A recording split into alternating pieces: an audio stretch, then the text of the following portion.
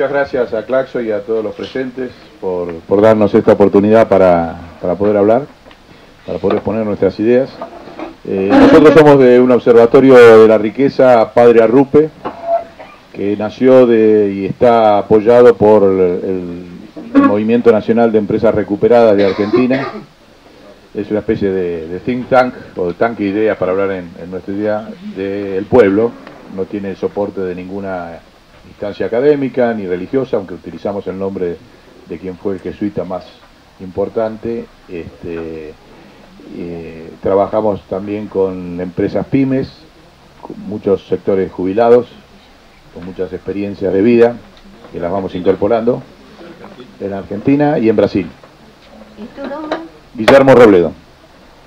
El observatorio trabaja directamente con el Papa Francisco, tratando de poner en práctica la encíclica Laudato Si y la Agenda 2030. Lo que vamos a aportar a esta convocatoria de Claxo es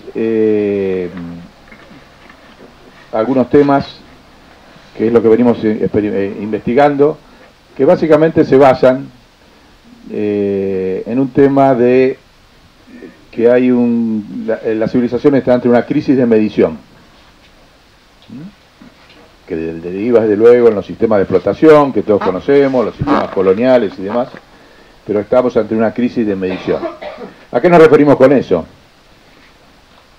Y en esto nos hacemos eco del mensaje que dejó uno de los intelectuales más importantes de la Argentina y valientes, Rodolfo Walsh, en su carta a la dictadura militar, cuando denunció a la dictadura militar, diciendo que lo más grave no era solamente lo que hacían con los derechos humanos, sino que planificaban la miseria. Ese concepto para nosotros es central, y nosotros hoy lo estamos adaptando, investigando, porque decimos que hoy se planifica un analfabetismo no solamente de los estados, sino en la relación entre los estados. Ese analfabetismo pasa esencialmente por ocultar la dimensión de las riquezas que hay antes de ser monetizadas. O sea, hay dos momentos de producción de la riqueza. El primero es la producción físico, biológica y humana, que nosotros hemos hecho toda una compilación estadística muy intensa, de un siglo, y que se las voy a resumir en 5 números, para que vean después cómo el sistema de medición monetario-financiero que impone no solamente el sistema capitalista, sino también los países que son socialistas, hoy hegemónicos en el Asia, confiscan esa riqueza real, planifican la miseria vía el analfabetismo. Yo le voy a poner algunos datos sintéticos sin desarrollarlos, pero después en las preguntas podemos. Pero si uno hay una cuestión de sentido común. ¿Cuánto producía la sociedad humana, cada país, cada continente, hace 100 años, en términos de bienes físicos, no monetarios, y cuánto produce hoy? Los datos son los siguientes. En términos de la producción de alimentos, 25.000% más. Físicamente medidos, no monetariamente. Saquémonos la categoría de medición monetaria. O sea, la cantidad de granos, pollo, pescado, huevos, frutas, verduras, es 25.000% más. La cantidad de energía es 350.000% más. Tomando todas las energías, tanto renovables como no renovables. La cantidad de comunicaciones, 700.000% más. Los bienes culturales, 300.000. Y somos apenas 4 veces más población que hace un siglo. Pasamos de ser 1.500 millones a 7.500 hoy. Esa tremenda, fíjense la desproporción de los números que di, ¿no? O sea, si uno lleva estos números a per cápita, o sea, por persona, no hace falta ser muy académico para darse cuenta de que está planificada la miseria, vía el analfabetismo, no tomar conciencia de estos números. Esa es nuestra tesis central de trabajo, y que no es una dinámica solamente de los estados. Obviamente el principal instrumento de ocultación de esta realidad son los medios de comunicación, que se instrumenta después vía los estados y en muchos niveles académicos.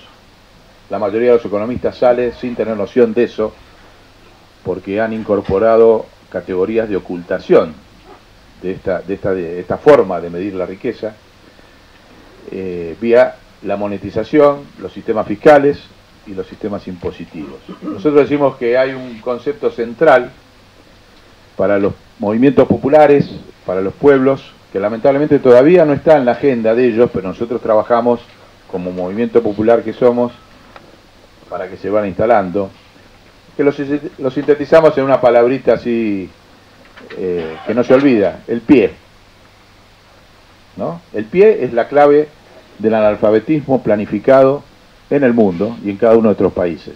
¿Qué significa pie? Presupuesto, impuesto y emisión de moneda. Ahí está la clave, desde donde los poderes y las élites internacionales nos mantienen a todos en esta situación de no acceso a la dignidad o planificación de la miseria en determinados continentes, en determinadas regiones, o aún dentro de los propios países imperiales. Ese concepto, los presupuestos de Estado, los impuestos y la emisión de la moneda, es la clave desde la cual toda esta riqueza físico-biológica que producimos cada vez más todos, en condiciones de igualdad, se coopta, se confisca, se expropia, se centraliza en los poderes centrales. No solamente se centraliza, sino que se neutraliza la circulación. Por ejemplo, nosotros tenemos estudiado 10 sistemas de neutralización de esta riqueza en el mundo. Uno que es bastante evidente, toda la política de utilizar los granos para producir energía y biocombustibles, es una política para mantener caros los combustibles y caros los alimentos. Así clarito, ahí tienen claramente en forma física, si la matriz energética fuera rápidamente, que lo puede ir hacia una matriz de energías renovables, le doy un dato que ha producido la Academia Pontificia de Ciencias, con el 3% de la facturación anual, miren lo que estoy diciendo, de las empresas petroleras y gasíferas por año, se sustituye la matriz energética de energía solar en el mundo de hoy. El 3%. Ahí tiene otro elemento claro de planificación y de freno a un cambio de matriz, y de los flujos energéticos que podría tener la civilización de una manera ecológica, responsable, con conciencia, bueno, todo lo que sabemos que implican las energías renovables. Solamente el 3%. Eso está planificado y frenado por un poder, unas élites internacionales absolutamente obsoletas. Y después, bueno, ya les puse 2 ejemplos, no le voy a poner 10, los otros 10, los podemos hablar después en las preguntas, pero ahí tienen claramente cómo se neutraliza la mayor disponibilidad de bienes físicos en una forma irracional, anticivilizatoria, basada en este analfabetismo que tenemos todos, planificado, sobre qué es riqueza, si somos ricos, si producimos la riqueza suficiente para una vida digna o no.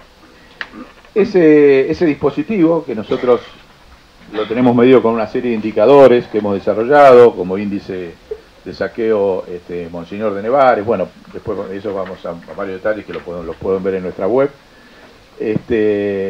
hace que el problema sea internacional, no solamente entre los estados. Antes de ayer, en una de las exposiciones que a mí más me gustó desde el punto de vista de acción para adelante, una de las instancias que surge acá lo de Claxo, que se llama Mueve, no sé si algunos la han recibido, una cosa muy interesante porque se trata de una instancia latinoamericana para la disputa de lo que ahí mismo han definido como guerra electrónica y comunicacional sobre América Latina. Había algo que realmente impactó cuando lo dijo uno de los periodistas, el brasilero, cuando dijo que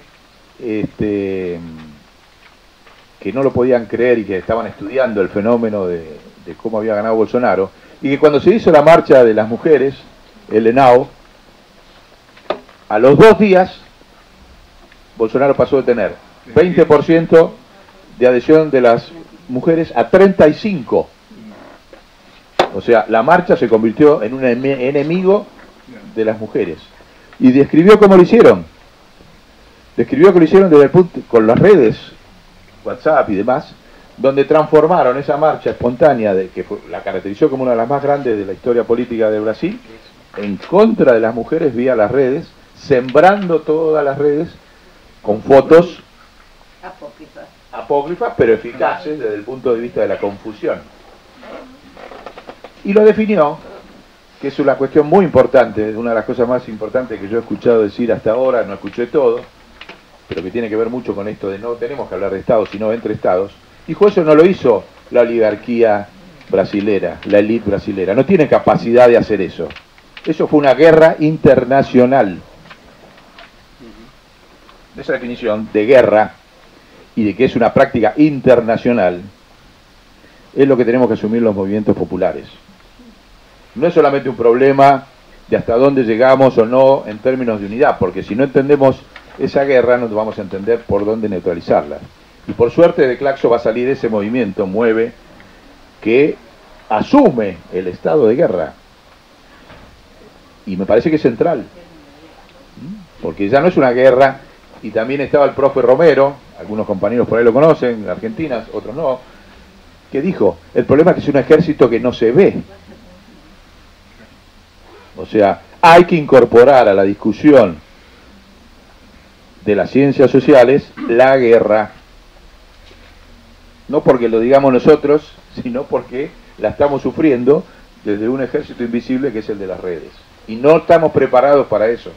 Después puede haber errores de los dirigentes políticos, X, pero esto es mucho más fuerte, es lo determinante de la división. El uso que hacen los países centrales de ese aparato de guerra comunicacional con las redes. Por eso no hay que hablar de Estado, hay que hablar de Estados y de guerra entre Estados. Ese es el estado que está viviendo hoy Latinoamérica, esta ofensiva, que no es solamente una guerra jurídica. La guerra jurídica es una parte, pero fíjese en este dato, a mí me impactó cómo millones de mujeres se convierten en contra de sí mismas desde las redes. Increíble. Entonces, eso es analfabetismo también. Entonces, ese instrumento de un Estado, digamos, de un dispositivo de comunicación que mida la riqueza distinto, nosotros también se lo vamos a acercar a Mueve. Porque cuando medimos estos números de América Latina en conjunto, nos vamos a dar cuenta simplemente una cosa, que somos acreedores del mundo financiero internacional. No deudores. La deuda es un hecho violento, imperial, colonial. Porque la disponibilidad que mandamos de recursos nosotros al mundo en términos físicos biológicos es un escándalo. Ni decir algo que no se mide, como el agua. Una tonelada de cereal tiene 3.000 litros de agua que no se paga. Pero bueno, eso ya es más sofisticado todavía. Entonces, para nosotros como observatorio es central trabajar este tema de incorporar en la agenda de los movimientos populares otra forma de medir la economía. Hay montones de trabajos científicos de todo tipo, que se pueden citar, de máximo nivel, están todos compilados, pero la clave es ponerlo en la agenda de los movimientos populares, que hoy no está. Y esto no es solamente una dinámica de los movimientos populares. Otra propuesta que planteamos nosotros, y también va a salir, por suerte, la hemos hablado acá con los compañeros de Claxo, va a salir como uno de los resultados de este evento, es que hay que impulsar 3 nuevas convenciones en las Naciones Unidas. Porque esta pelea no se da solo desde nuestros países, se da de nuestros países, del continente, y desde la única instancia de debate que tenemos por ahora, los estados y los pueblos, que son las Naciones Unidas. Ahí nosotros estamos impulsando una convención sobre estas nuevas mediciones, que acabo de hablar, una segunda convención de lo que no hay. ¿Ustedes pueden creer que no hay convención de comunicaciones entre los pueblos y los estados?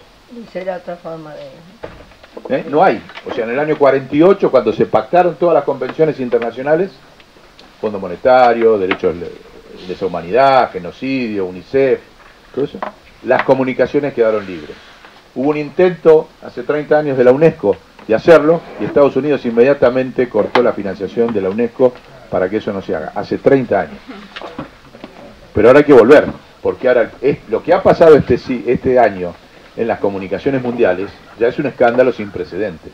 Una, por ejemplo, esto de Bolsonaro, que puede ser judicializado a nivel internacional. Si ha habido guerra internacional en el voto a Brasil, hay posibilidad formal de denuncia penal a la Corte Internacional para que lo investigue. Y hay que hacerlo.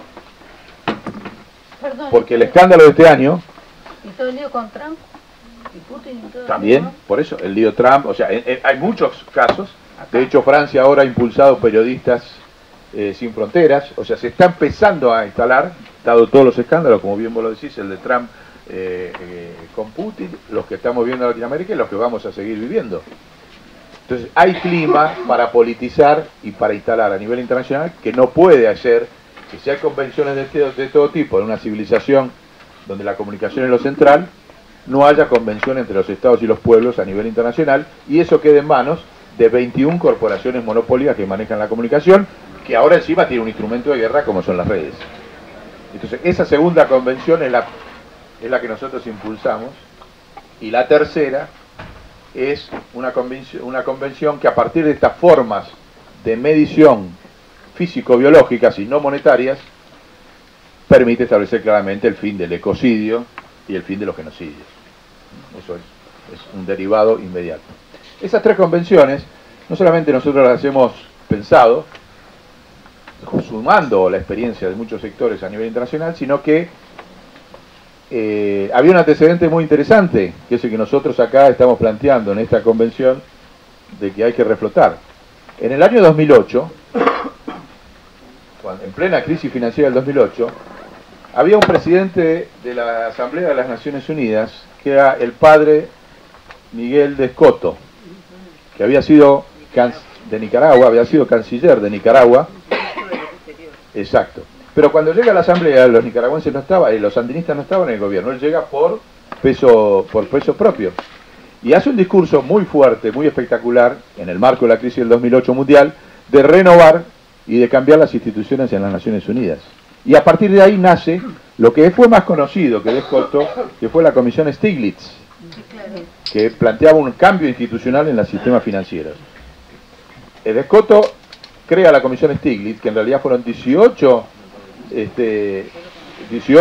miembros notables del Ecuador, creo que participaron los gente del Banco Central del Ecuador entonces, y también participa como segundo Fitoussi de Francia. Bueno, y producen un informe muy importante que planteaba cambiar las instituciones internacionales. En ese momento América Latina estaba gobernado por todos estos populistas tan mal vistos hoy, estaban todos con el pleno poder. Para que la Comisión Stiglitz no encarnara en esa América Latina que tenía esos liderazgos, se fabricó el G20. Esto es así, es una experiencia histórica. Porque el G20 existía antes, pero era una entidad de encuentro de los países centrales. A los 60 días de que se produce el informe de Scott-Stiglitz, en el 2008, el 25 de marzo de 2009, a los 60 días los poderes internacionales, estas élites que mantienen el analfabetismo, inmediatamente hicieron una conferencia en Londres y sumaron a varios países de América Latina en términos formales, incluido la Argentina, Brasil y demás que antes no estaban, y sacaron a otros y neutralizaron el informe de la Comisión Stiglitz, diciéndolo un montón, 29 puntos, de los cuales hoy no queda ninguno en pie. Cuando uno lee los 29 puntos del G20 que dio origen a esto, nosotros hemos hecho el análisis de los 29, no queda ninguno en pie, no han cumplido ninguno después de 10 años, pero neutralizaron esa propuesta que era institucional de cambio en las Naciones Unidas, en el sistema financiero y entre los estados. Nosotros decimos que eso hoy tiene una vigencia muy potente, que hay que actualizarlo, que hay que retomarlo, que tiene que pasar a estar en la agenda de los pueblos, en la agenda de los movimientos populares, en una articulación entre lo que presionen los movimientos populares y los estados que algunos Ya sabemos cómo son las elecciones, algunos se ganan, se pierden, van, vienen, según como venga, pero esta es una agenda de largo plazo, por lo menos de 5 a 10 años, donde nosotros podemos presionar. Hay estados que pueden asumir ese tema. Evo Morales sería muy importante, ayer se lo estuvimos planteando a Linera. También se lo vamos a plantear a Francisco, porque Francisco, pocos saben que tiene una doble condición. Es líder moral, religioso, de la Iglesia Católica y demás, pero es jefe de un Estado, en igualdad de condiciones de los otros Estados de las Naciones Unidas. O sea, puede desencadenar estos debates también como Estado, junto con otros, desde luego. O sea que hay montones de factores para esta unidad internacional que se pueden sumar en torno a esta convocatoria que tiene un antecedente histórico vigente. Hoy es mucho más fácil de plantearlo por la crisis y en la politización de las comunicaciones que hay en todo el mundo. Y simplemente hace falta que los movimientos populares lo pongan en su agenda, los movimientos sindicales. No podemos seguir llorando porque los medios de comunicación mientan. Si sabemos que van a seguir mintiendo cada vez más. Cada vez más. Tenemos que generar instrumentos para destruir esa mentira. En cada país es un territorio, según como logremos en las elecciones, ganar o no el Estado. Pero si no se gana el Estado y tenés que aguantarte, se puede seguir dando una pelea internacional, exigiéndole a todos los tipos de líderes que asuman esta realidad. No puede ningún líder no discutir de que hoy en el mundo no hay riqueza suficiente para que haya dignidad, paz y justicia. No existe ningún debate. Estos números que dije al principio, somos 4 veces más y 300.000 veces más cantidad de productos en 100 años. ¿Cómo explican la escasez? Si no está planificada. Desde las cuentas nacionales, desde la contabilidad privada. No es solamente el sistema financiero es el gran instrumento de coopción. Pero antes del sistema financiero está este analfabetismo que lamentablemente tiene los medios de comunicación, tiene las academias. Pensemos esto, interpelemos a los sistemas de comunicación lo siguiente. ¿Cuánto tiempo de vida pasa cada ser humano del mundo influenciado por los medios de comunicación? El 100% de su vida. Desde que nace hasta que se muere, los medios de comunicación están ahí. ¿Cuánto tiempo pasa en las instituciones académicas o universitarias, educativas? A lo sumo el 25% del tiempo. Pero está en la calle. Está en la calle, pero ellos siguen usándote la calle ahora, aprendieron a usarte la calle en contra. Fíjate en Brasil. Vos salís a la calle y te lo vuelvo en contra. Y te gana Bolsonaro por haber salido a la calle. Tienen esa capacidad hoy, una sofisticación de la mentira sin antecedentes civilizatorios. No hay. Entonces, ¿cómo neutralizar esa pregunta? Los medios de comunicación te manejan el 100% del tiempo la conciencia y las instituciones de Estado manejan el 25% nada más, que es hasta los 22 años los que terminan en una instancia académica o no. Ese tipo de contradicciones sencillas, potentes, me parece que los movimientos populares las podemos plantear. No tiene respuesta el sistema a eso. Es como desnudarlos, como correrles el velo con los cual mantienen esto que para nosotros es el principal aporte al debate que hacemos en este foro, que es el del analfabetismo planificado. Uno puede decir, esto es demasiado utópico, redondeo con el último planteo, esto es demasiado utópico, es imposible. No, tiene una base material para hacerse, que es la deflación. La deflación, la revolución tecnológica mundial, yo sé que en la Argentina hablar de deflación es muy difícil, pero existe aún en la inflación, hay deflación de determinados sectores y ahora los van a ver. La deflación, la revolución tecnológica mundial, que es inherente al capitalismo, a la sobreproducción mundial, a la sustitución del capital por la automatización, todo lo que describió Marx, Keynes y todo lo que quieran describir, está llevando a una situación, ha entrado en una situación desde hace 15 años de sobreproducción mundial sin antecedentes, porque la automatización sigue. Ahora con la inteligencia artificial se va a potenciar a unas escalas exponenciales, fuera de control, y esa deflación es lo que va a matar a todas estas derechas que están naciendo en el mundo. No es casual que Trump a los 2 años ya haya perdido el Congreso, porque ellos no pueden resolver la deflación de precios. Y la deflación de precios destruye los presupuestos de Estado, destruye el comercio internacional, destruye la mitad de la demanda agregada, que son los sistemas previsionales del mundo. Ustedes saben que la demanda agregada es de la mitad por salario y la mitad por sistemas previsionales. Y la deflación hace que cada vez más la retribución de los jubilados, de los pensionados, sea cada vez menor. ¿Por qué? No es solamente porque son malos. Sí, son malos, son muy buenos malos. No decimos que no. Pero aparte tienen un problema que tampoco lo podemos resolver nosotros si llegamos al Estado y al poder. ¿Cómo se resuelve las tendencias deflacionarias mundiales sobre nuestras economías? Tampoco escuché en los debates acá a ningún economista hablar de la deflación. Sabemos lo de la distribución y demás. Pero el corazón del salto civilizatorio está que estamos en un periodo de deflación de precios sin piso por la revolución tecnológica en todo tipo de bienes. Y eso va a crear las condiciones para nuestros diagnósticos en los próximos 10 años de estas convenciones internacionales. Porque no se sale de esa situación por más que se conquiste un Estado, ni se conquiste un continente. Porque tanto Estados Unidos como China están sufriendo esa situación y hay índices concretos. Si uno mira las reservas chinas, han bajado en los últimos 4 años, en los últimos 7 años, un 40%. Dentro de 6 años, los chinos se quedan sin reservas en su banco central, por la deflación, porque lo que exportan cada vez vale menos. Entonces, otra categoría que nosotros de las ciencias sociales tenemos que trabajar es la deflación. No solamente para entenderlo e incorporarlo en la lucha de los movimientos populares, sino para ver que en algún momento eso va a haber que discutirlo internacionalmente. No hay otra forma de solucionar ese problema que es, obviamente ellos van a fracasar con estos nacionalismos y estos proteccionismos de ahora, y cuando esto fracase, esa es la discusión que nosotros planteamos instaurar para adelante. Bueno, nada más, muchas gracias.